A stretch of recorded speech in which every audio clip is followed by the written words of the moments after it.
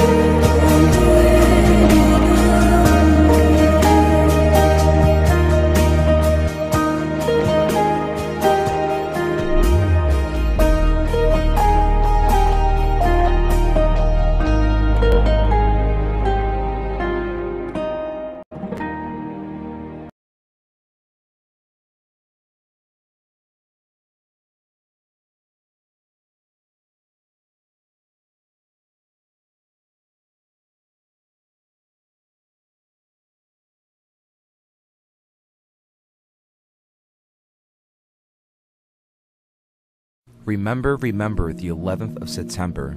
A man once said, "The men who create power make an indispensable contribution to the nation's greatness, but the men who question power make a contribution just as indispensable, especially when that questioning is disinterested, for they determine whether we use power or power uses us." So much has happened ever since 9/11 came and passed. Let's recap, shall we? Okay, on May 1st, 1776, a German philosopher and Jesuit-trained former priest who later became a professor of canon law by the name of Dr. Adam Weishaupt decided to establish the Bavarian Order of the Illuminati, which was originally called the Order Perfectibilis, simply because the Jesuit order was left in suppression due to the post-rejection of it. He was pretty pissed. So in turn, it motivated him to essentially infiltrate Freemasonry and all its components by way of creating a secret society within secret societies, all to perpetuate a global acceptance of world domination by abolishing every government, every tradition, and pretty much everything that consisted of the Christian faith, so he could then start eradicating the world of its laws, property, family, and morals. But that didn't pull through, or at least we thought.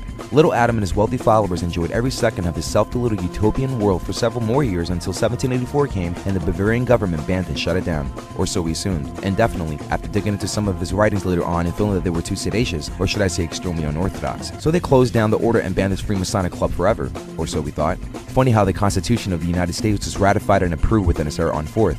Read it. Awesome material. Couldn't live a day without it. So, wars were fought, contracts were made, revolutions were instigated and funded from both sides from the likes of the Rothschild banking cartel, and out of nowhere Freemasonry was gradually put back on the map, celebrating in secret to their Most High, the supreme architect of the universe. Most Freemasons in today's age refuse to acknowledge this fact. Guess it's what comes with the territory when you are kept ignorant to the idea, as Albert Pike states in Morals and Dogma. Crazy book. Read it entirely. Good luck. But the question still remains, who are the Illuminati? And who is the supreme architect of the universe? In one answer, the Illuminati are an extremely powerful select group of men from all levels of global influence around the world who work in the shadows of authority, consequently manifested through the occult practice of Freemasonry, which is an internal secret organization comprised of initiated newcomers, aspiring elite university grads, presidents, lawyers, judges, celebrities, professionals from all entertainment and academic practice, and wealthy billionaire men in key positions of political power who come from royal families such as the Rothschilds, the Reynolds, the Disneys, and many, many more.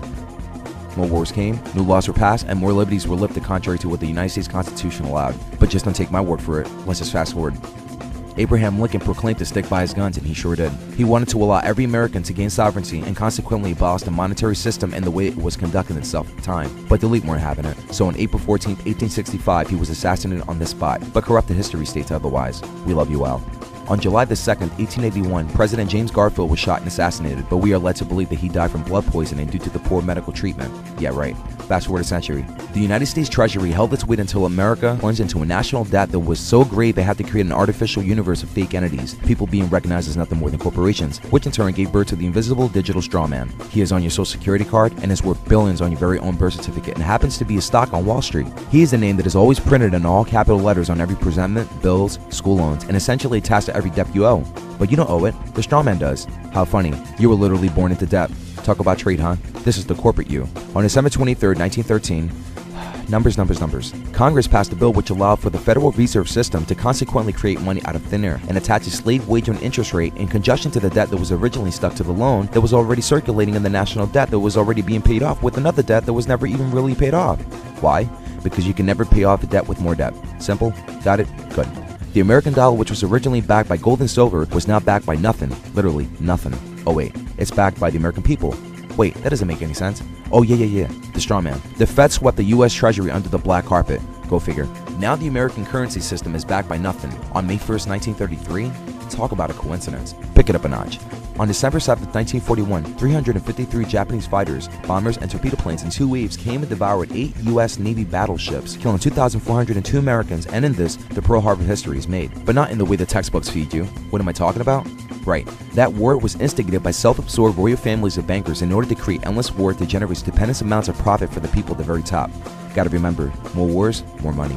Go to war, keep it sustained. That's the motto. How did they do it? Use the media machine to perpetuate an image of a boogeyman so that one side can retaliate on the other and fabricate news stories from both ends to their opposing citizens from both countries in order to create more hatred against each other. This is starting to sound too familiar. Sadly enough, during World War II, when communism was really at its prime, a few years later between 1933 and 1945, under the financial aid of George Bush Sr.'s father, Prescott Bush, once Adolf Hitler came into German power by the Nazi regime, he implemented a genocide murdering 6 million European Jews, allegedly. Look it up yourself. For what purpose other than eradicating the Jewish people did the massacre have to happen? I have questions, lots of questions, lots of objective evidence to support that the Holocaust was strategically set up in this manner for a bigger agenda that influences our generation today. Don't know what it is or who they are, but I guess it's best to reserve judgments until the facts surface. Sad indeed. Fast forward. In the summer of 1947, an unidentified flying object crashed somewhere in the southwestern desert of Corona, New Mexico. Allegedly, a ranch foreman named Mac Brazel told the sheriff of Chavez County about some strange material he had found in the Foster Ranch and that he was sure it was the remains of a flying disc. Domino effect, here we go. Sheriff Wilcox passed this information on to the Roswell Army Air Force Base, and the base intelligence officer, Major Jesse Marcel, was immediately detailed to look into the matter. Ranch foreman, however, Mac Brazel, stated that he grabbed what he could from the UFO wreckage and went back inside his ranch home to see for certain what is it that he was looking at. One was a statement that he took an extremely light sheet of metal, almost looking like an aluminum foil, balled it up, and suddenly reformed itself back to the flat sheet of metal he originally picked up from the wreckage. The other was the discovery of this other piece of metal strip where on its siding it has some sets of hieroglyphic drawings. Weird. Following a few hours later that night, local news made newspaper headlines indicating that they had found the UFO. The next day, the newspaper agency changed its story and said it was nothing more than just a weather balloon. How ironic. Today's technology being a possible byproduct of what was back engineered from the extraterrestrial spacecraft that crashed in New Mexico? Possibly. Okay, aliens are just demons. We should look into that one. Pick it up one more notch. By the time the Federal Reserve was established, it had already groomed its way into every private prison, every bank, both national and international. Matter of fact, the more prisoners in America, the more money in private corporations. Back to the point. The Federal Reserve System had lost its control in the amount of debt it has created, and for this, John F. Kennedy came into play. He ran for president and promised America to abolish the Fed, and in return for saying such a thing, it was a threat to the global elite. So on November 22nd, 1963, he was shot dead on the spot while driving in a motorcade with his wife and staff. Lee Harvey Oswald responsible? I don't think so. Long live JFK. From whites hating blacks and pretty much any other ethnicity that isn't white, separation of non-whites through the destined color-coded stations got so bad the political activist Malcolm X took it upon himself to start revolutionizing civil liberties, but his sally ended up after him being set up, shot, and murdered on February 21st, 1965. But racism took its uncontrollable fleet until a bold, steadfast Christian pastor and doctor by the name of Martin Luther King took it upon himself to share his dream, and that was for every race of people to unite despite their racial background, and this is what put forth our civil rights into action. And after restoring our freedom to ultimately unify all races and being identified as human beings, it was accomplished. But the elite weren't digging it, so they assassinated Dr. King on April 4th, 1968, and used James Earl Ray as the fall guy. Fall guy? Wow, so much consistency. Gotta look into this one. So sick of these good men being murdered by the same people they are trying to liberate. So much for freedom. Even a family member? Yep. On June 6, 1968, not even 2 months apart from King's death, little brother Robert F. Kennedy was shot left for dead trying to follow his big brother's footsteps. Okay, so where do we go from here? Okay, right, numbers. Occult symbolism is adorned all over the US dollar. But wait, where's the owl I saw? Yeah, there it is, the Moloch Owl of Wisdom. Flip it on the back, the all-seeing eye over the pyramid? Really? In God we trust. I can only wonder what God they were speaking of. Could it be the supreme architect of the universe? I mean, it is founded by the same Freemasonic order infamously recognized as the Order of the Illuminati that admitted in their writings that their motive is for global domination in a subtle, sedacious manner. But where's the proof? Could it be in Alice Bailey's writings? Or even in Helena Blavatsky's? How about Albert Pike's or Manly P. Hall's? Let me look. Just looked. Wow, just wow. Where's my mind now? Okay, it's 1970, 1980. What year is it? AIDS era or crack era? Wait, could it be possible that the AIDS virus may possibly be a government-administered disease to wipe out a large select portion of the Earth's population? I mean, it is engraved on the Georgia Guidestones, right? Okay, so where am I? The good old 90s. God, the gas is so cheap right now. Wow, beepers, jumpers. Whoa, look at the cell phone. Okay, who's the president? Bill Clinton. What is this guy saying? New World Order. What does that mean? Okay, no more politics, time to watch some cartoon. Wait, what is that? Huh? Looks like it's saying 9/11. Funny but odd. Have a book upstairs that I just bought from the Big Apple, but I'd rather just change the channel. Okay. Caution 9/11? Wow. Okay, so let me read this book. Quote, John Skillen was the head structural engineer for the World Trade Center. In a 1993 interview, Skillen stated that the towers were designed to withstand the impact and fires resulting from the collision of a large jetliner such as the Boeing 707 or a Douglas DC-8. Our analysis indicated that the biggest problem would be that the fact of all the fuel from the airplane would dump into the building. There would be a horrendous fire. A lot of people would be killed. The building structure would still be there. The buildings have been investigated and found to be safe in an assumed collision with the large jetliner, Boeing 707 DC-8, traveling at 600 miles per hour. Analysis indicates that such collision would result in only local damage which cannot cause collapse or substantial damage to the building and would not endanger the lives and safety of occupants not in the immediate area of impact. End quote. Pretty deep stuff. Good to know. I really need to read more. Okay, another doomsday, huh? Y2K, really? Well, I'll just sit back and see myself. Wake up, big day today. Go to work. Finish work. Heading home and changing clothes. Head to the deli. Finish drinking. Needs to go bar hopping. It's already night. Happy New Year's. Love you too, Mom. Mom leaves. Now I'm sleeping from a long night of binge drinking my life away. Wake up. The alarm is so annoying. Now it's on the floor. Keeps going off, so I grab the heaviest thing I can grab within my reach with my eyes closed and throw it at the clock. Bullseye. Wake up later. Feel convicted from sinning, but continue to do it because the world is so much more fun. Go to work. Finish work. Meet with friends. Go to the deli. Grab beer. Play pool. Go outside for a smoke. Then buy more beer. Head back to the pool spot. Meet a girl. Go back outside for another smoke. Grab number. That number's in pocket. She leaves. Don't have a phone. Can't call her. Damn. Tried to crash in my friend's spot. He's telling me that he's embarrassed of me always asking him for money when I already have a job to make it. Tell him that he can't understand my situation. He tells me to leave, so I leave. Walk home. Trip every 4.5 feet, 6 blocks to my apartment. Get to the door. Can't find keys. Look on the ground. Wow. The floor is spinning so fast and I'm not even moving. What's going on with my eyes? Whatever. Where on earth are the keys? Okay. Back pocket. There it is. Open. Go up 2 flights of stairs and trip on my own shoelace halfway up the staircase. Damn, that hurt. Finally home. Wake up. It's 2 o'clock in the afternoon. Aw man, what did I just do? I am so losing my job. Find change under the couch pillar. Go to payphone. Call work. Boss says you're fired. I stand in the middle of the street with such egotistical humiliation. Gotta go and get new friends. End up hooking up with bad friends. Sure, what is it? Okay, I'll give it a try. Man, that was good. Gotta get more of that stuff. Wow, already in jail. First time? Nah. Second time? Nah, it's a third, definitely. Get bailed out by mom. Says I can't move back in unless I get help. I say I'll do whatever it takes. She says prove it. Pack my bags. End up for 3 months in rehab. First month was boring and nauseating to the point I wanted to attempt mental suicide. Second month, now I'm really starting to understand this NA thing. Third month, now I finished intensive rehabilitation and I'm sitting in a circle filled with men singing Lean On Me by Bill Withers as they wish me their farewells. Love you guys. Get a job interview and land a gig as a cafeteria lunchmate serving food to a local college a few miles out. Wake up at 6 a.m. Head to work. Now I'm working. Now I'm on break. Feeling good but at the same time kind of odd. Very weird. Meet a couple of cool Christian men for the first time to start discussing the Holy Bible. Don't know why. They don't want to hear it. I was shown a passage from one of them. They open up the King James Bible, look around to see if anyone saw me talking to them. No one's there, so I listened. Guy opens up the Gospel of Mark and goes to chapter 13, verse 32 and reads, But of that day and that hour knoweth no man, no, not the angels which are in heaven, neither the Son, but the Father. It's 10 minutes before break is finished. Really stressed, yet for some odd reason feeling spiritually refreshed and at peace. Can't tell anyone. Still don't know why. Clock back in. Go to kitchen. Head chef asked me to get more knives from dishwashing machine. You got it, boss. Don't call me boss. Okay. Grab chef's tools, pass by 4 stoves, and 2 head supervisors are looking up with tears in their eyes. Entire building is quiet. What's going on? Supervisor tells me to put up the TV's volume. Plane just hit. I stop. I stare. I listen. Replay. A commercial airplane slams into the World Trade Center Twin Towers. News keeps repeating the name Osama bin Laden every 3 minutes. It's getting annoying. Doesn't make sense at all. The other tower's already in flames? What on earth is going on? It's a terrorist attack. Osama bin Laden? Responsible? 19 hijackers? Box cutters? What the heck? Al-Qaeda? Screens of images visually perpetuating everything that I learned, but on a subconscious level? Wow, this stuff doesn't add up. Well, let's just wait till the New York Fire Department rings everything out. I'm pretty sure everything will be alright. Go back to work. Go right back into the kitchen. Now the TV is showing everyone on the streets in ashes. Heartbreak sets in. Now tears are falling rampant from my face. Now the building is falling like a deck of cards. One subconscious assumption, controlled demolition. But I couldn't tell any different. Or did I? Finished work. Heading home. Now families from all walks of life are standing and sitting in the middle of the streets crying, hugging, fighting, shouting, calling their kids, calling their fathers, their mothers, their cousins, their aunts, their uncles, literally their entire family. Can't speak, refuse to speak with anyone.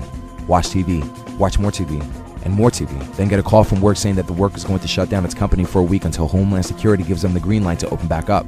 Something wasn't adding up. Go back upstairs and start reading the last page from where I left off in the WTC manifesto. Done reading. Go back online and look further.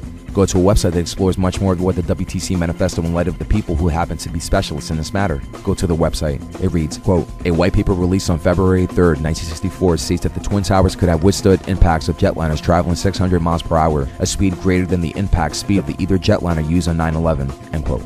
Thought to myself, how could a high-end commercial skyscraper building that was intentionally designed to easily withstand the tremendous impact of any terroristic jetliner crash into it, then fall crumbling at free fall speed into its own footprint when the jet fuel was already evaporated from the initial fireball explosion from the plane's point of contact with the building? First connection, I guess. No, the second. World Trade Center Building 7 gets demolished to the floor? Must have been the fire burst from the initial Twin Tower explosion making its way into Building 7. Wait, there's another attack? Another plane gets hijacked and crashes somewhere in Pennsylvania? Another plane crashes into the Pentagon building in Washington, D.C.? This looks like something out of a movie. Wake up, go to work, and all I can think about over and over is if those planes that hit those towers were by chance military drones. Didn't see any windows on it. Or did I? Man, I'm tired. Went home. Wake up, go to work. And again home. Months go by. TV is on. On break. TV news lady says that the U.S. Department of Defense with Homeland Security has published a book called the 9/11 Commission Report, in which details everything that happened. Gotta go get it. Finish work. Go home. Take shower. Order the book. Work. 8 days go by. Open up mailbox. There it is. Go upstairs. Start reading. No mention of Building 7. This is not adding up. Live life. Years go by. Abandon TV and look for other dependable sources of real-time information in my spare time. Spare time now becomes every time. Okay, who's Alex Jones? He looks legit. Let me see this film. Finish watching. Wow, now it finally all makes sense. Oh no, I gotta back off this AJ dude. He looks like he's in it for the money. Wow, too much ranting. Where's this cat getting his information? Never mind. No, you know what? I do mind. Why is it that men like Ken Hovind, Fritz Springmeier, and every other influential Christian activist who reveals this information is silenced? Yet here we have a syndicated radio host making millions claiming to be a devout Christian, meanwhile supporting the likes of New Agers such as David Icke among many others, and revealing the very same plans of the global elite on a massive scale. Let's back off of this for a while. Go to my mom's. She's watching a show on History Channel called 2012 The Doomsday. She cries. What's wrong, Mom? We are doomed. No, we're not. Look at this passage in the Bible. Wow, thank you, Jesus. She cooks me food. I'm stuffed. Kisses me on my cheek and wishes me a good night. At home. Turn on TV and History Channel was playing a special on what happened on 9/11. I watched it. Didn't add up. Turn off TV. Turn computer on. Started doing the most extensive research I could possibly handle in 8 hours sitting in front of a monitor. Took notes. Took more notes. Talked with people who knew more than me about what happened. Learned a lot. Dropped my ego. Went to church. Read the Bible continuously. Attended a ministry. Accepted Jesus Christ as my Lord and Savior. Went home. Turned on computer. Said a prayer. Then spent 14 hours a week researching every day for 6 years, learning everything I could about the system I dwelled in. Finally, I learned. Was ready to start sharing the newfound knowledge with confidence and no shame. Started making documentary films exploring much of what the system has been lying about in our history. Met people, started sharing information. Passed out flyers, designed banners, made DVDs. Some believed me, some didn't. Others wanted to fight me, others wanted to hug me. Many accepted Jesus Christ into their life, others turned the other way. We prayed, we cried, we laughed, we saved, did the best I could with the information, but it doesn't stop here. There needs to be some justice. Just know, all that is necessary for the triumph of evil is that good men do nothing. People need to wake up and repent. Will you?